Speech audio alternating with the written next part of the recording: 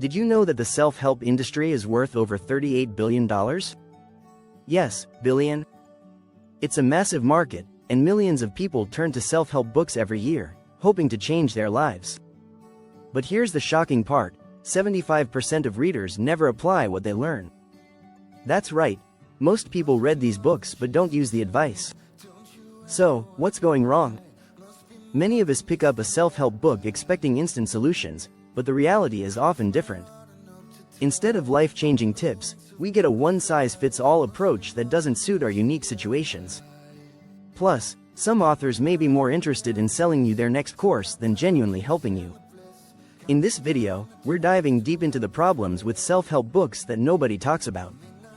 You'll discover why the cookie-cutter advice can leave you feeling stuck and how the allure of quick fixes may be sabotaging your journey to real change. We'll also expose the hidden agendas behind these popular books and show you how to find the strategies that truly work for you. Get ready to rethink everything you thought you knew about self-help. By the end, you'll have practical tools and fresh insights to navigate this vast sea of advice. Let's get started. Chapter 1. The cookie-cutter approach: why one size doesn't fit all. Most self-help books follow a formula. Do this, and you'll achieve success. But the problem is, we're all different. What works for one person won't always work for another. Take a classic like The 7 Habits of Highly Effective People. It's great advice, but not everyone can fit those habits into their lives as easily. A study by the Association for Psychological Science found that individual personality traits play a huge role in whether certain strategies will work for you. So, when you read a self-help book that tells you to wake up at 5 a.m., meditate, and journal daily, it might work wonders for someone who loves routine, but it could feel like torture to a night owl. Here's a strategy to avoid the cookie-cutter trap: personalize everything. Instead of following a book's advice word for word, take what resonates and discard what doesn't. Think of it like a buffet. You don't eat everything on the table, just what works for you. Experiment with advice, and tweak it until it fits your unique lifestyle. Another overlooked issue is that many books don't consider cultural and economic differences. What's practical advice for someone in a major city might be irrelevant for someone living in a small town. In 2020, a study by Harvard Business Review showed that people in different social and economic contexts need entirely different tools to succeed. So, if you find a piece of advice frustrating, don't be hard on yourself. It might just be that it doesn't apply to your life situation. The key takeaway? Self-help isn't about following someone else's path, it's about creating your own. Chapter 2. The false promise of quick fixes: why the 7 easy steps won't change your life. Many self-help books promise quick fixes. They sell you on the idea that in just a few days or weeks, your life will transform. It's appealing, but let's face it, real growth doesn't happen overnight. A University of Scranton study found that only 8% of people actually achieve their New Year's resolutions. That's because change takes time, and most of us underestimate how long it will really take. Take the popular book Atomic Habits by James Clear. He talks about the power of small, incremental improvements, or what he calls the 1% rule. It's not glamorous, but it's realistic. The idea is simple: by improving just 1% every day, you end up 37 times better at the end of the year. That's a powerful strategy. Instead of aiming for drastic, life-changing moments, focus on small wins. Celebrate the tiny progress. Here's a tip: avoid books that promise quick, dramatic change. Look for those that encourage long-term, sustainable growth. Yes, it takes patience, but it's more effective in the long run. As the saying goes, slow and steady wins the race. The 7 easy steps won't change your life, but consistent, intentional action will. The problem with those quick fix books is that they set you up for disappointment when things don't change as quickly as promised. Chapter 3. The overwhelm paradox: too much advice, too little action. If you've ever read a self-help book, you've probably felt that initial wave of excitement. You're ready to overhaul your life. But then you pick up another book, and it says something different. Suddenly, you're juggling 10 different ideas from 10 different books, and you don't know where to start.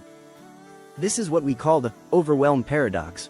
Research from the University of California, Berkeley, shows that when we're overloaded with too much information, our brains struggle to make decisions. It's called decision fatigue. In fact, studies suggest that after making just a few decisions, our brain power starts to wane, and we make poorer choices. This is why too many strategies can leave you feeling stuck. You want to make changes, but with so many options, you don't know where to begin. The best strategy here? Simplify. Choose one book, one idea, or one goal to focus on at a time. You don't need to read 10 self-help books to change your life. Sometimes, less is more. Tim Ferriss, in his book The 4-Hour Workweek, talks about the power of selective ignorance. Instead of trying to consume all the information, he suggests focusing only on what will make the most difference in your life. This approach avoids burnout and actually leads to more action. So, next time you feel overwhelmed by advice, take a deep breath and choose one thing to focus on. Try it out for a week and see how it goes. You can always add more later. The goal is progress, not perfection. If you're enjoying this video so far, don't forget to hit that subscribe button. You won't want to miss what's coming next. Chapter 4. The Motivation Trap. Why inspiration alone won't get you there. Motivation feels great. We all love that burst of energy after reading an inspiring self-help book. But the problem is, motivation is fleeting. It might get you started, but it won't keep you going. A 2006 study from the American Psychological Association found that discipline and habits, not motivation, are the keys to long-term success. In other words, motivation is unreliable. Many self-help books push this motivation trap. They pump you up but leave you hanging when that initial excitement fades. The Power of Habit by Charles Duhigg explains that habits, not motivation, are what carry us through when things get tough. Once something becomes automatic, you don't need to rely on feeling inspired to get it done. This is a much better strategy than waiting for motivation to strike. So, instead of chasing the next big motivational boost, build habits. Start small.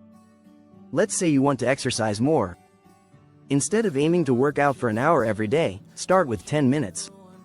The key is to be consistent. Over time, this builds into a habit, and you won't need motivation to get you to the gym, you'll just go. Here's a tip. Every time you finish a self-help book, ask yourself, what's the habit I can build from this? Focus on creating systems, not just getting inspired. Discipline beats motivation every time. As James Clear says in Atomic Habits, you do not rise to the level of your goals, you fall to the level of your systems.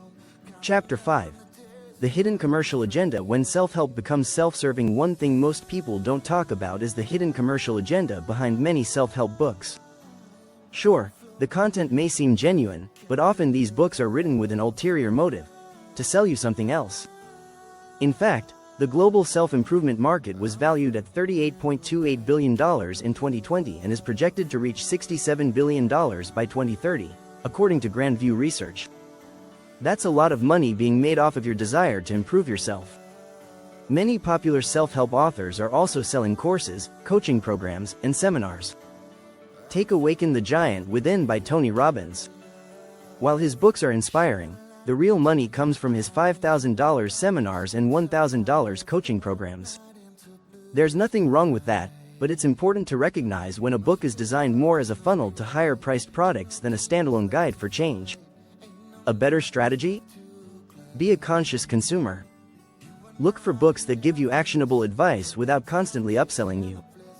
Books like Deep Work by Cal Newport or The 4 Agreements by Don Miguel Ruiz focus more on delivering clear insights rather than trying to push you into expensive programs. Always ask yourself, is this advice useful on its own, or is it just a teaser for something bigger? Remember, real self-development doesn't require you to spend thousands of dollars. You can create massive changes in your life without emptying your wallet. The real power lies in applying what you learn, not how much you spend.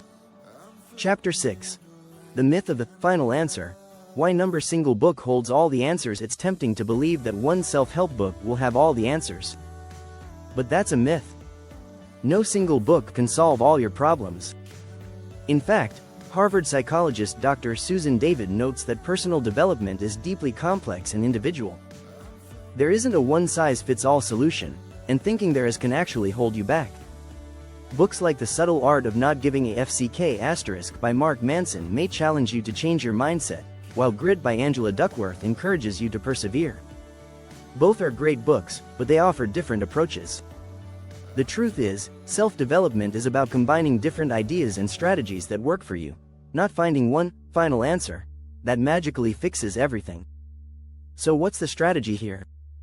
Don't treat self-help books like sacred texts. Think of them as tools in a toolbox. You might need one tool for a specific job and a completely different one for another. Try to draw from a wide variety of sources and approaches. And more importantly, combine that external knowledge with your own intuition and experiences. The most effective personal development comes from you. Books can guide you, but ultimately, you have to do the work to figure out what works best in your own life. Take pieces from different books, experiment with them, and build your own framework. It's about creating a personal system that works for you, not relying on someone else's formula. If you found this video helpful, please subscribe for more insights on personal development. Join our community, and let's grow together.